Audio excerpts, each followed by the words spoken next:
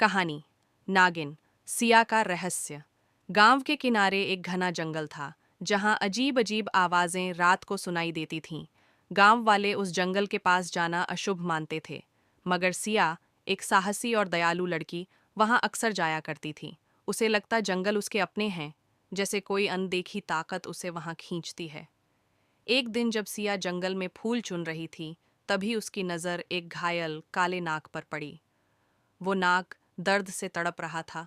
सिया ने बिना डरे उसे अपने दुपट्टे में लपेटा, उसकी जड़ी बूटी से मरहम पट्टी की और उसे उसके बिल तक पहुंचाया। उस रात सिया ने सपना देखा। एक रहस्यमयी आवाज गूंज रही थी, समय आने पर तुम्हें अपनी असली पहचान याद आ जाएगी। समय बीतता गया। गांव में उस जमीन पर एक पुराना खजाना दबा हुआ था, जिसके लिए गांव का क्रूर जमींदार कई लोगों की बलि दे चुका था। एक दिन उसकी नज़र सिया पर पड़ी।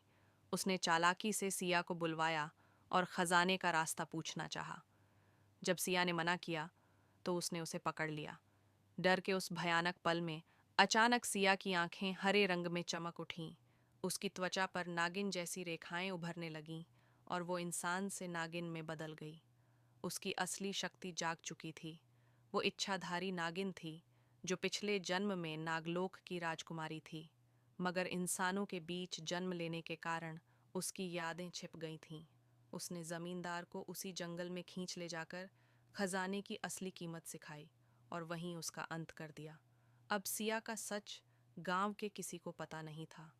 वो फिर से सामान्य लड़की बनकर अपने घर लौट आई, मगर जंगल के सन्नाटे में अब भी रात को कोई फुसफुसाहट सुनाई देती है।